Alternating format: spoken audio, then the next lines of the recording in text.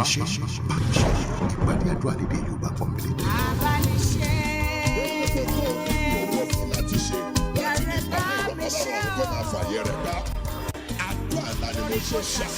Agbára Ọlọ́run ràn yín lùpàdé yìí pẹ̀lú iṣẹ́ àmì àti ìyanu lọ́kànjọ̀kan. Gbogbo ènìyàn tó ń wá síbẹ̀ ló ń jẹ́rìí sí agbára Ọlọ́run nítorí ogun tó ń ja ọmọ Oòduà kò bóyìnbó. Gbogbo tó nílò owó fún láti ṣe láti ní ìpàdé ìlọ́wọ́ Ọlọ́run kó máa fàyè rẹ̀ gbá. Bámiṣe o. Àdúrà ni mo ṣe ṣe. Èrè bámiṣe o. Olúọ̀run bámiṣe o. Akiriṣore bámiṣe o. Àkọ́dá ayé bámiṣe. Aṣẹ̀dá ọ̀run bámiṣe o. Jọ̀wọ́ bámiṣe o. Bámiṣe o Olúwa, ẹni ó bá ṣe ló ráyè gbé. Ó bẹ̀bẹ̀. Ẹ̀yin èèyàn mi ní Olúwa, mo kí n káàbọ̀ sí ìpàdé Bámiṣé tòní. Mo gba Ọlọ́run gbọ́ pé a ti ń gbádùn ìpàdé àdúrà yìí lọ́sẹ̀ọ̀sẹ̀. A mú wá sí ojú móhùnmáwòrán yín láti jẹ aládùn tọ́lọ́run ṣe nínú ìpàdé Bámiṣé nínú ìjọ wa Mount Zion Christian Ministries International Freedom Arena ní gbogbo sátidé kejì àti sátidé kẹrin lóṣooṣù láàrin aago 9 sí aago 11 níbi tí àwọn èèyàn ti ń gbàgbà yọrí àdúrà. Ìwọ náà wá darapọ̀ mọ́ ogunlọ́gọ̀ àwọn ènìyàn bí ta ti ń fojúlówó èdè Yorùbá gbàdúrà torí pé ogun tó ń jọ ọmọ Oòduà kò gbóyìnbó. Bẹ́ẹ̀ tí ń bá wa lọ lónìí, mo gba Ọlọ́run gbọ́ pé ẹ̀yin lẹ̀rí kan lórúkọ Jésù. Ṣùgbọ́n jù bẹ́ẹ̀ lọ, lọ́wọ́lọ́wọ́ báyìí bí ètò yìí ṣe ń lọ, àwọn kan wà, àwọn àfàdúrà jagun wà, wọ́n ń retí ìpè wa láti gbàdúrà fún wa, láti gbà wá níyànjú. Lórúkọ Jésù yóò dára fún wa. Ṣọ́ra, ta ló ń sọ tẹ́lẹ̀ sínú ayé rẹ̀? Níbo ló ń tojú bọ̀, níbo ló ń dé? Ta ló ń fẹ̀mí òdì sọ tẹ́lẹ̀ rí ìran òdì sórí ọ̀rọ̀ rẹ̀? Ilé tá a fi jìbìtì kọ́ ò lè tọ́jọ́.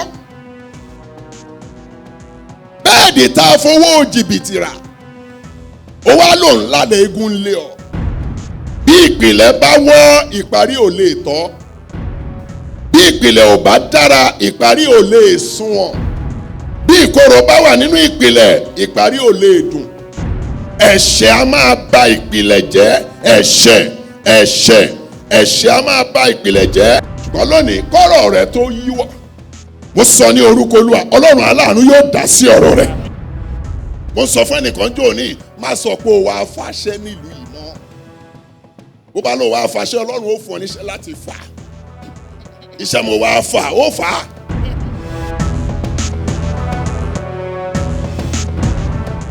Gbólóhùn ìkorò, kí ni ìwọ pẹ̀lú ti fẹnu ara rẹ sọ sínú ayé rẹ?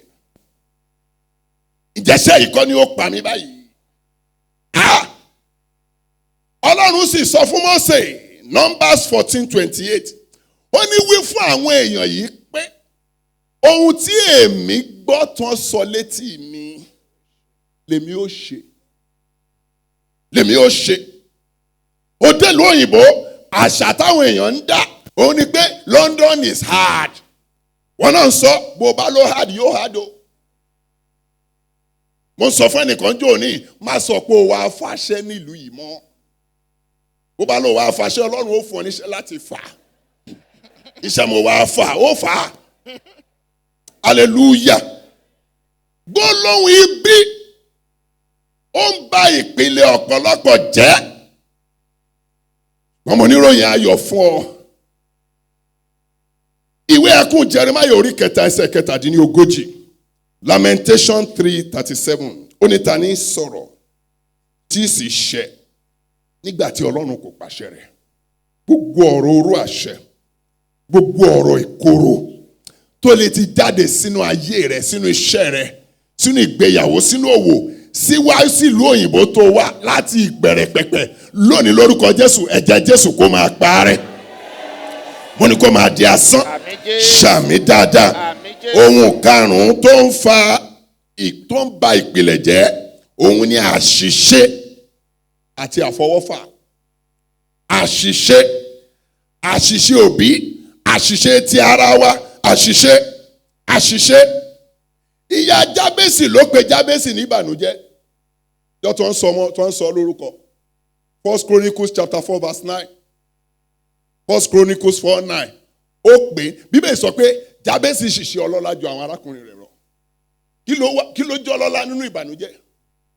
Ìyá rẹ̀ sì pè ní ìbànújẹ́. Ìbànújẹ́. So bọ́mọbìnrin kan bá lóun lọ́kọ tó rí Jábésì tó mú wọlé, ǹjẹ́ ìyá ọkọ wa ń béèrè sísí ẹ̀ ńlẹ́ o, sísí wa kí lorúkọ yín? Ìbànújẹ́ ni mà. Mo mọ̀ pé tó bá lọ tán ìyá ọkọ ó pè sẹ́yìn, ìyá ìyàwó èwo ló mú wáyé? Ìbànújẹ́. Àṣìṣe àti fi ìbànújẹ́ pilẹ̀ ayé Jábésì. Ṣùgbọ́n ní ọjọ́ kan Jábésì náà gbàdúrà irú eléyìí tí wọ́n fẹ́ gbà lónìí. Ìpele ayé rẹ̀ àtúnṣe. Àṣìṣe àná kan ń dí ìṣerere àwa kan lọ́wọ́ lónìí. Mo sọ ní orúkọ Olúwa, irú àṣìṣe bẹ́ẹ̀ Olúwa kó sọ ọ́ di ìyanu. Mo ní Olúwa kó sọ ọ́ di ìyanu. Ṣàmì dáadáa, ṣàmì bí ẹni tó gbàgbọ́. Èpè tàbí ègún òun lẹ́lẹ́kẹfà. Èpè tàbí ègún. Bíbélì sọ nípa ìdílé Élì. Mo tún kà, mo tún túbà fún Ọlọ́run. Gbà mí, ènìyàn kọ́ ló fi ìdílé Élì gégùn. Ọlọ́run ló fi ìdílé rẹ̀ gégùn. 1 Samuel chapter 2. Ẹ bá mi kà á láti ẹsẹ̀ ìkọkàndínlọ́gbọ̀n. 1 Samuel chapter 2 from verse 29. Kí ni Bíbélì wí? 1 Samuel 2:29. Èéṣe tí ẹ̀yin fi tàpá sí ẹbọ àti ọrẹ mi tí mo pa lé àṣẹ ní ibùjókòó mi. Ìwọ sì bu ọlá fún àwọn ọmọ rẹ jù mí lọ, tí ẹ sì fi gbogbo ààyò ẹbọ Ísírẹ́lì àwọn ènìyàn mi mú ara yín sanra. Ẹsẹ̀ ọgbọ̀n. Nítorí náà Olúwa Ọlọ́run Ísírẹ́lì wípé èmi ti wí nítòótọ́ pé ilé rẹ àti ilé bàbá rẹ yóò máa rìn níwájú mi títí, ṣùgbọ́n nísinsìnyí Olúwa wípé ká má rí o, àwọn tí ó bu ọlá fún mi ni èmi ó bu ọlá fún, àti àwọn tí kò kà mí sí lè a ó sì ṣe aláìkàsí. Kíyèsí, ọjọ́ wọn ní ń bọ̀ tí èmi ó ké irú ọmọ rẹ kúrò, àti irú bàbá rẹ kì yóò sì ṣe arúgbó kan ní ilé rẹ. Gbọ́ mi, Ọlọ́run ló sọ bẹ́ẹ̀. So ilé Élì kò lè ṣàrúgbó. Kò lè ṣàrúgbó. Bọ́mọbìnrin bá fọ́ ọkọ nílé Élì kò ní pẹ́ dopó. Torí ègún láti ìpìlẹ̀ àwọn ọmọ tó ń jáde nínú ìdílé yìí, àwọn ò mọ̀, àwọn kọ́ ló ń yan ibi tó ń lọ. Wọ́n kàn wọbẹ̀ náà ní ègún tọ́pọ̀lọpọ̀ wa ń rù kiri. Mo sọ fún Anjo ní pé tọ́pọ̀lọpọ̀ wa bá ní choice láti yan ìdílé tá ó gbà wáyé, ọ̀pọ̀lọpọ̀ yín ò ní gbàbí tẹ́ ẹ gbà wá. Queen ò sì lè bí gbogbo wa. Hallelujah. Gbogbo àwọn ọmọ tó jáde láti ìdílé Élì, ègún ti wà ńlẹ̀ pé kò sẹ́ni tí ó darúgbó. Ẹ bá mi kà síwájú. Ìwọ ò rí wàhálà ti àgọ́ nínú gbogbo ọlá tí Ọlọ́run yín fún Ísírẹ́lì. Tí Ọlọ́run yóò fi fún Ísírẹ́lì. Tí Ọlọ́run yóò fi fún Ísírẹ́lì, kì yóò sì ṣe arúgbó kan nínú ilé rẹ láéláé. Ọkùnrin tí í ṣe tìrẹ, ẹni tí èmi kì yóò ké kúrò ní ibi pẹpẹ mi, yóò wà láti máa pọ́n ọ lójú, láti máa bà ọ́ nínú jẹ́. láti máa bà ọ́ nínú. Gbogbo irú ọmọ ilé rẹ ni yóò kú lé àbọ̀ ọjọ́ wọn. Ègún Ọlọ́run lè. Ègún tọ́lọ́run gbé lórí Élì rèé. Láti ìpìlẹ̀ ayé, gbogbo àwọn ọmọ tó bá wá ti ilé Élì jáde nídàjí ọjọ́ ayé wọn ni ó kú. Ṣùgbọ́n lónìí, lórí pẹpẹ yìí, ẹ̀jẹ̀ Jésù ń sọ̀rọ̀ lọ́wọ́lọ́wọ́ báyìí. Gbogbo ègún àìtọ́jọ́, ègún má ṣe rere lójú ọjọ́, ègún àmúbọ́, ègún òṣì, ègún àìríṣe, èyí tó ń ja ẹnikẹ́ni lógun lábẹ́ omi, lórúkọ Jésù, ẹ̀jẹ̀ Jésù kó máa bà á jẹ́. Gbogbo ègún ìran dé ìran, gbogbo ègún tó jogún látara baba, láti ilé ìyá, láti ilé àná ibi tó ti lọ́kọ tó ti láya, lónìí lórí pẹpẹ yìí, ẹ̀jẹ̀ Jésù kó bà á jẹ́. Ẹ̀jẹ̀ Jésù kó sọ di asán. Ṣàmì dáadáa. Ohun keje tó ń ba ìpìlẹ̀ jẹ́, òun ni iṣẹ́ ọ̀tá. Iṣẹ́ ọ̀tá. Nínú ìwé Mátíù orí 13, bàbá kà á láti ẹsẹ̀ 15 sí ẹsẹ̀ kejìdínlọ́gbọ̀n Matthew 13 verses 25 to 28 Jésù ń pòwe ó ní ọkùnrin àfúrúgbìn kan jáde lọ ó fún irúgbìn rere sínú ọgbà àjàrà rẹ̀ ó ní ṣùgbọ́n nígbà tí ènìyàn sùn ọ̀tá wá ó fún èpò sínú àlìkámà ó sì bá tirẹ̀ lọ. Ní ìkóríta àfúrúgbìn lọ̀tá ti wá fúrúgbìn èpò. Bíbélì sọ pé nígbà tí àwọn méjì nígbà tó hù jáde nígbà tí èèhù rẹ̀ sì hù jáde ẹ bá mi ka ẹsẹ̀ kẹtàdínlọ́gbọ̀n verse 27 verse 27 Matthew 13. Bẹ́ẹ̀ làwọn ọmọ ọ̀dọ̀ baálé náà tọ̀ wá wọ́n wí fún un pé Olúwa irúgbìn rere kí ìwọ fún. Irúgbìn rere ló fún amọ̀gbà tó fúrúgbìn rere. Níbo ni o hàn ti lé èpò? Níbo ni o àti rí èpò? Ńbo lèpò ti wá? Èpò bá irúgbìn rere hù jáde láti ìpìlẹ̀. Láti ìpìlẹ̀. Kí ló wá wí? Ó sì wí fún un pé ó wí pé ọ̀tá ni ó ṣe èyí. Ọ̀tá ni ó ṣe èyí. Àwọn iṣẹ́ ọ̀tá kan bẹ. Tọ́tá ti fúrúgbìn sínú ayé wa tó ń bá wa dàgbà. Bẹ́ẹ̀ sọ pé bí èhù rẹ̀ ṣe hù jáde èpò náà hù jáde. Wọ́n ń dàgbà. Bó mo ṣe mọ̀ kí wọ́n ń dàgbà torí olùṣọ́gbà wípé bẹ́ẹ̀ bá ní ká fà wọ́n tú báyìí á fa irúgbìn rere náà mọ́ èpò ẹ fi wọ́n lẹ̀ di ọjọ́ ìkórè. Àwọn méjèèjì jọ ń dàgbà. Ṣùgbọ́n sọ ní ẹsẹ̀ 30 ó ní ẹ kó irúgbìn rere sínú abà èpò ní kẹ́ ẹ fi náà jó òkú sun. Mo níròyìn ayọ̀ fún ọ òní lọ́jọ́ ìkórè.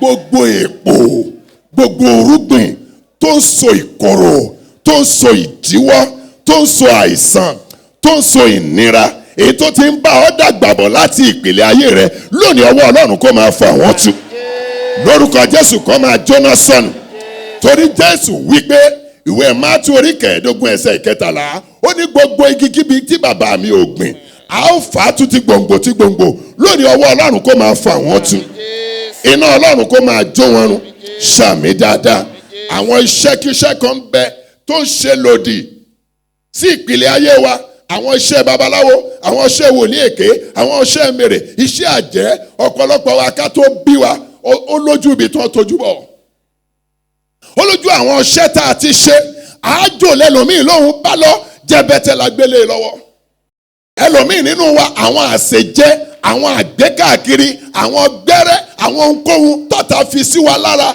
tó wá ń ṣiṣẹ́ ìbínú ayé wa lónìí ẹ̀jẹ̀ Jésù kó máa bà wọ́n jẹ́ iná Ọlọ́run kó máa jó wọn run ṣàmì dáadáa ká tó lọ gbàdúrà jẹ́ ká kíyèsí ohun mẹ́fà tá a lè fi tún ìpìlẹ̀ tó bàjẹ́ ṣe ohun mẹ́fà a ó dẹ̀ lọ gbàdúrà ohun àkọ́kọ́ ni ẹ̀jẹ̀ Jésù ẹ̀jẹ̀ Jésù a máa tún ìpìlẹ̀ tó bá bàjẹ́ ṣe tó béèrè pé bí ìpìlẹ̀ bá bàjẹ́ kí ló olódodo ó ṣe olódodo ò gbọ́dọ̀ gbà kámú olódodo ò gbọ́dọ̀ pé kírọ́ọ̀sì tèmi rèé àgbélébù tèmi rèé mo fẹ́ máa gbé káàkiri no torí ẹ̀ ni Ọlọ́run ṣe fún wa ní àwọn ohun ìjà kan ara wọn ni ẹ̀jẹ̀ Jésù Kristi a sọ fún wòlíì Èlíṣà pé ìtẹ̀dó Jẹ́ríkò korò hallelujah ìwé àwọn ọba kejì orí kejì 2 Kings chapter 2 ẹ bá mi ka ẹsẹ̀ 19 sí ìsàlẹ̀ 2 Kings chapter 2 from verse 19 kí ló wí. Àwọn ọkùnrin ìlú náà wọ́n sì fún Èlíṣà pé kíyèsí ìtẹ̀dó ìlú yìí dára bí olúwa mi ti rí ṣùgbọ́n omi burú ilẹ̀ sì ṣá. Èlíṣà wá wò pé omi ò ṣàdédé burú nǹkan kan ló bá ìpìlẹ̀ nǹkan kan ló ṣẹlẹ̀ sí ìtẹ̀dó yìí kò rí bẹ́ẹ̀ láti bẹ̀rẹ̀ kí ló wá wí fún wọn. Òun sì wí pé mú àwo kòtò tuntun kan fún mi wá sì fi iyọ̀ sínú rẹ̀ wọ́n sì mú tọ̀ ọ́ wá òun sì jáde lọ ó sì bù sí orísun omi náà ó sì da iyọ̀ náà síbẹ̀ ó sì wí pé báyìí ni Olúwa wí èmi ṣe àwòtán omi wọ̀nyí láti ìyín lọ kì yóò sí ikú mọ́ tàbí aṣálẹ̀ bẹ́ẹ̀ ni a ṣe àwòtán omi náà títí di òní olónìí gẹ́gẹ́ bí ọ̀rọ̀ Èlíṣà ti sọ. Èlíṣà mú iyọ̀ àti àwo kòtò iyọ̀ ń dúró fún ẹ̀jẹ̀ Jésù lónìí ẹ̀jẹ̀ Jésù ó lọ sí orísun ayé wa gbogbo ìkorò gbogbo aṣálẹ̀ gbogbo ìfalẹ̀ gbogbo ìdíwọ́ ẹ̀jẹ̀ Jésù yóò ṣe àwòtán wọn. Ṣàmì dáadáa, ṣàmì bí ẹni tó gbàgbọ́. Gbọ́ ohun tí Ọlọ́run sọ fún Ìsíkíẹ́lì nínú ìwé Ìsíkíẹ́lì orí 2. Gbọ́ ohun tí Bíbélì sọ. Ọlọ́run sọ̀rọ̀ nípa ẹnìkan tó dá. Gbọ́ ohun tó sọ. Ìsíkíẹ́lì orí 2 orí 15. Sorry, Ezekiel 16. Ezekiel 16 from verse 3. Hallelujah. Sì wí pé báyìí ni Olúwa Ọlọ́run wí sí Jerusalem, ibi rẹ àti ilé ìbí rẹ ni àti ilẹ̀ Kénáánì wá. Ará Amórì ni bàbá rẹ, ará Hétì sì ni ìyá rẹ, àti ní ti ìbí rẹ a kò dá ọ ní ìwọ̀ ní ìjọ tí a bí ọ, bẹ́ẹ̀ ni a kò wẹ̀ ọ́ nínú omi láti mú ọ mọ́, a kò fi iyọ̀ pa ọ́ lára rárá, bẹ́ẹ̀ ni a kò fi ọ̀já wé ọ rárá, kò sí ojú tí ó káàánú fún ọ. Láti ìgbà ìbí rẹ̀ nù, láti bẹ̀rẹ̀ kò sẹ́ni tó wẹ̀, láti ìbẹ̀rẹ̀ ayé rẹ̀ ló ti kó ẹ̀gbin ní ìdọ̀tí ti wá. Ó wá ní pé kò sójú tó káàánú fún ọ. Ẹ kà síwájú. Láti ṣe ọ̀kan nínú wọ̀nyí fún ọ, láti ṣe ìyọ́nú sí ọ, ṣùgbọ́n nínú ìgbẹ́ lè a gbé ọ sí fún ìkórìíra ara rẹ ní ọjọ́ tí a bí ọ. Ẹ kà síwájú. Nígbà tí mo sì kọjá lọ́dọ̀ rẹ, tí mo sì rí ọ, tí a tẹ̀ ọ́ mọ́lẹ̀ nínú ẹ̀jẹ̀ ara rẹ, mo wí fún ọ nígbà tí ìwọ wà nínú ẹ̀jẹ̀ rẹ pé yè. Hallelujah. Ẹ kà síwájú. Nítòótọ́ mo wí fún ọ nígbà tí ìwọ wà nínú ẹ̀jẹ̀ rẹ pé yè. Ẹ kà síwájú. Èmi ti mú ọ bí sí bí ìrúdu ìtànná ìgbẹ́. Ìwọ sì ti pọ̀ sí, ó sì ti di ńlá. Ẹni sùúrù. Ìwọ sì ń gba ohun ọ̀ṣọ́ tí ó ti inú ọ̀ṣọ́ wá. Àṣẹ ọmú rẹ yọ, irun rẹ sì dàgbà, nígbà tí ó jẹ́ pé ìwọ ti wà ní ìhòhò tí ó sì wà ní gòlòtò. Nígbà tí mo sì kọjá lọ́dọ̀ rẹ, tí mo wò ọ́, kíyèsí ìgbà rẹ jẹ́ ìgbà ìfẹ́, mo sì ná aṣọ mi bò ọ́, mo sì bo ìhòhò rẹ. Nítòótọ́ mo búra fún ọ, mo sì bá ọ dá májẹ̀mú ní Olúwa Ọlọ́run wí, ìwọ sì di tèmi. Nígbà náà ni mo fi omi wẹ̀ ọ́. Nítòótọ́ mo wẹ ẹ̀jẹ̀ rẹ kúrò lára rẹ pátápátá, mo sì fi òróró kùn ọ́. Àtúnṣe sí ìpìlẹ̀ tó bàjẹ́, mo fi òróró kùn ọ́. Hallelujah. Ẹsẹ̀ 10, mo wọ̀ ọ́ lé aṣọ oníṣẹ́ ọnà pẹ̀lú, mo sì fi awọ bádẹ́rì wọ̀ ọ́ ní bàtà, mo sì fi aṣọ ọ̀gbọ̀ dáradára dì ọ́ ní àmùrè yíká, mo sì fi aṣọ ṣẹ́dà bọ̀ ọ́, mo fi ohun ọ̀ṣọ́ ṣe ọ́ lọ́ṣọ̀ọ́, pẹ̀lú mo sì fi júfù bọ̀ ọ́ lọ́wọ́, mo fi ẹ̀wọ̀n kọ́ ọ lé ọrùn, mo sì fi òrùka sí ọ nímú, mo sì fi òrùka bọ̀ ọ́ létí, mo sì fi adé dáradára dé ọ lórí. Hallelujah. Báyìí ni a fi wúrà àti fàdákà ṣe ọ́ lọ́ṣọ̀ọ́, aṣọ rẹ̀ sì jẹ́ aṣọ ọ̀gbọ̀ dáradára àti ṣẹ́dà àti aṣọ oníṣẹ́ ọnà. Ìwọ jẹ ìyẹ̀fun dáradára àti oyin àti òróró, ìwọ sì ní ẹwà gidigidi, ìwọ sì gbilẹ̀ di ìjọba kan. Ní ìbẹ̀rẹ̀ ayé rẹ̀ kò sẹ́ni tó fẹ́ rí. Ìdọ̀tí ẹ̀gbin wà, ṣùgbọ́n a fẹ̀jẹ̀ Jésù wẹ̀ ọ́. Olórin kan wípé àwẹ̀ ọ́ nínú ẹ̀jẹ̀ ọ̀dàgùntàn, aṣọ rẹ̀ àfunfun ó sì mọ́ láúláú. Àwẹ̀ ọ́ nínú ẹ̀jẹ̀ ọ́. Gbogbo ẹ̀gbin, gbogbo àbàwọ́n èyí tó wà ní ìpele ayé ẹnikẹ́ni lábẹ́ ohùn mi láàárọ̀ yìí, ẹ̀jẹ̀ Jésù kó máa fọ̀ ọ́ dànù. Ẹ̀jẹ̀ Jésù kó máa fọ̀ ọ́ dànù. Ṣàmì dáadáa. Bá mi ṣe ìpàdé àdúrà lédè Yorùbá pọ́nbélé tó máa ń wáyé ní sátidé kejì àti ẹ̀kẹrin nínú oṣù láago 9 sí 10 láàárọ̀ kùtùkùtù. Agbára Ọlọ́run rìn nínú ìpàdé yìí pẹ̀lú iṣẹ́ àmì àti ìyanu lọ́kànjọ̀kan. Gbogbo ènìyàn tó ń wá síbẹ̀ ló ń jẹ́rìí sí agbára Ọlọ́run nítorí ogun tó ń ja ọmọ Oòduà. Kò bóyìnbó. Ẹ tara ṣàṣà kẹ́ wá sí ìpàdé àdúrà tó lágbára yìí. Orin ìyìn àti ògo ẹ̀mí tó rinlẹ̀, àdúrà tí ó borí ogun kógun tó bá dojúkọ, àti ìjìnlẹ̀ ìṣítí ọ̀rọ̀ láti orí ìtẹ́ ẹ̀mí mímọ́ ní èdè Yorùbá. Wá kí a jọ darapọ̀ pẹ̀lú ogunlọ́gọ̀ àwọn èèyàn tí ó wá sí gbàgede àdúrà yìí káàkiri àgbáyé láti gbóhùn àdúrà àti ìyìn sókè sí Olúwa wa. Gbogbo òkè ìṣòro rẹ yóò di pẹ̀tẹ́lẹ̀. Ó dá mi lójú agbára Ọlọ́run yóò bùyọ nínú ayé rẹ. Ẹni àmì òróró Pásítọ̀ Débọ̀ Adégòkè ni yóò máa darí ètò. Fọwọ́n tuntun gbogbo ipá àti agbára gbogbo agbára mídíánì. àdúrà bá mi ṣe ní Mount Zion Christian Ministries International, Freedom Arena, number 2, North Road off White Hart Road, Plumstead, London, SE 181DG. Fún ẹ̀kúnrẹ́rẹ́ àlàyé, ẹ lọ sí wẹ́bsáìtì wa www.freedomarena.org.uk tàbí kí ẹ kọ̀wé sí wa ní info@freedomarena.org.uk. Lẹ́ẹ̀kan sí, Sátidé kejì àti ẹ̀kẹrin nínú oṣù ni àdúrà bá mi ṣe yóò máa wáyé láago 9 sí 11 láàárọ̀. Ìgbà náà láwọn máa pariwo sóluwa wa tí wọ́n yóò sì máa gbọ́ àdúrà wa. Bá mi ṣe wá kí o sì rí iyì. Jésù lolúwa. Gbogbo àfọwọ́fà àti àìgbọràn tó mú ìdíbàjẹ́ wọnú ìpele ayé mi, Olúwa fàánú mú wọn kúrò lónìí. Orúkọ Jésù gbàdúrà.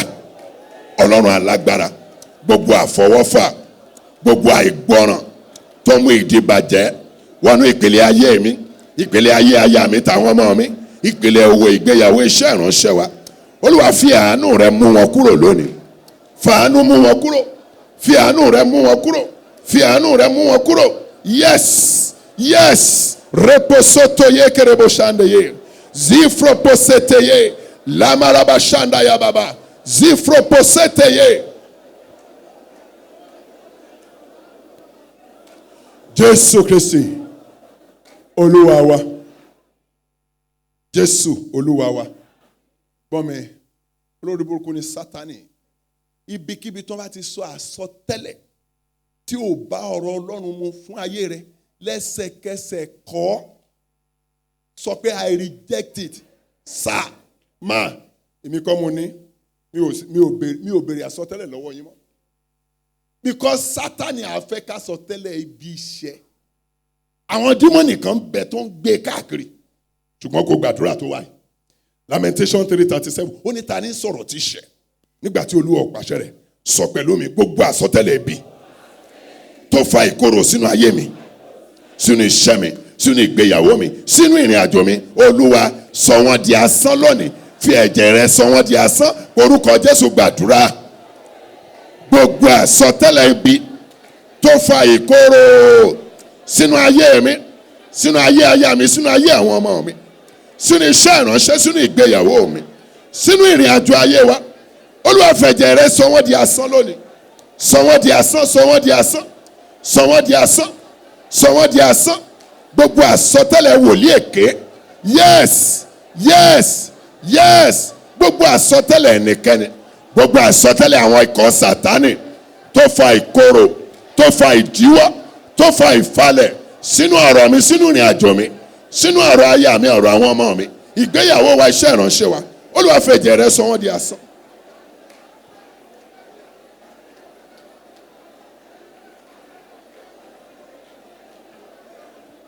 Jésù Kristi Olúwa wa. Jésù Olúwa wa. Jésù Olúwa wa.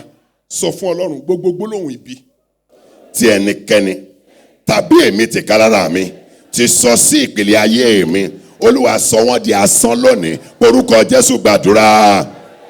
Ọlọ́run alágbára, gbogbo gbólóhùn ibi tí ẹnikẹ́ni tàbí èmi ti kálára mi nígbà ìmọ̀ ti sọ sí ìpele ayé mi, ìpele ayé aya mi, tàwọn ọmọ mi, ti ṣẹ́ ìránṣẹ́, ìpele ìgbéyàwó wa, Ọlọ́run alágbára o, sọ wọ́n di asán lónìí. Sọ gbólóhùn ibi di asán. Sọ gbólóhùn ibi di asán. Bóyá ẹnikẹ́ni ló sọ tàbí èmi fúnra mi, Ọlọ́run alágbára, gbogbo gbólóhùn ibi tó mú ọ̀rọ̀ mi falẹ̀, tó dí ìpele ayé mi lọ́wọ́, Ọlọ́run alágbára, sọ ọ́ di asán lónìí. Gbogbo oríkì ìdílé tó bà ìpele ayé mi jẹ́, Olúwa fà á yọ kúrò nínú ọ̀rọ̀ mi láti òní lọ. Orúkọ Jésù gbàdúrà. Ọlọ́run alágbára, gbogbo orúkọ, gbogbo oríkì ìdílé tó bà ìpele ayé mi jẹ́, ìpele ayé mi, ìpele àwọn ọmọ mi, ìpele ìgbéyàwó wa, ìpele ìdáwọ́lé mi, ìpele ètò ìṣúná mi, Olúwa fà á yọ kúrò nínú ọ̀rọ̀ wa lónìí. Fà á yọ kúrò. Mo kọ orúkọ ibi, mo kọ̀, mi ò jẹ́ mọ́. Nemaraba shanda ya bobo, zifro posete ye kerebo shanda ya.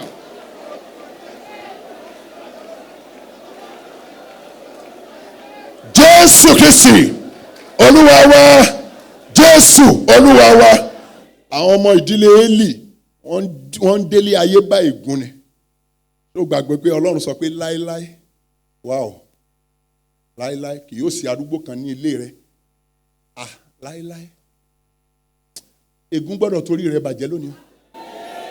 Gbàdúrà gbogbo ègún kégún tó sọ ìpìlẹ̀ mi di rádaràda. Olúwa fi ẹ̀jẹ̀ rẹ bà wọ́n jẹ́, fi ẹ̀jẹ̀ rẹ sọ wọ́n di asán lónìí orúkọ Jésù. Gbàdúrà Ọlọ́run alágbára gbogbo ègún kégún tó sọ ìpìlẹ̀ mi di rádaràda, ìpìlẹ̀ aya mi tàwọn ọmọ mi, ìpìlẹ̀ ìgbéyàwó, ìpìlẹ̀ iṣẹ́ ìránṣẹ́ wa, gbogbo ègún kégún tó sọ ìpìlẹ̀ ayé wa di rádaràda. Ọlọ́run alágbára o, fi ẹ̀jẹ̀ rẹ sọ wọ́n di asán lónìí, fi ẹ̀jẹ̀ rẹ sọ wọ́n di asán. Ègún kégún tó ti sọ ìpìlẹ̀ ayé mi tàwọn ọmọ mi, táyà mi, ti gbéyàwó mi, ti iṣẹ́ ìránṣẹ́ mi tó sọ ọ́ di rádaràda. Olúwa o, fi ẹ̀jẹ̀ rẹ bà wọ́n jẹ́. Jésù Kristi Olúwa wa. Jésù Olúwa wa. Olúwa fi ẹ̀jẹ̀ rẹ fọ gbòǹgbò ayé mi mọ́ lónìí, mú gbogbo ìdọ̀tí àti àbàwọ́n kúrò orúkọ Jésù. Gbàdúrà Ọlọ́run alágbára fi ẹ̀jẹ̀ rẹ fọ gbòǹgbò ayé mi mọ́ lónìí. Fi ẹ̀jẹ̀ rẹ fọ gbòǹgbò ayé aya mi, gbogbo ayé àwọn ọmọ mi, gbòǹgbò ìgbéyàwó mi, gbòǹgbò iṣẹ́ ìránṣẹ́ mi. Olúwa fi ẹ̀jẹ̀ rẹ fọ mọ́ lónìí. Yes Lord, yes Lord. Olúwa fi ẹ̀jẹ̀ rẹ fọ gbòǹgbò ayé mi mọ́. Láti ìpìlẹ̀ iṣẹ́ ìránṣẹ́ mi, ohun tó ń wá láti bẹ̀, gbogbo àbàwọ́n, gbogbo ìdọ̀tí, fi ẹ̀jẹ̀ rẹ fọ̀ mọ́ lónìí.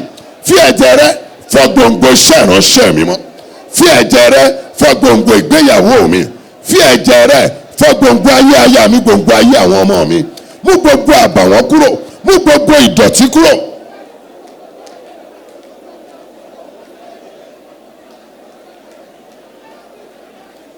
Gbà fún òwò rẹ, gbà fún iṣẹ́ rẹ, gbà fún ìgbéyàwó rẹ.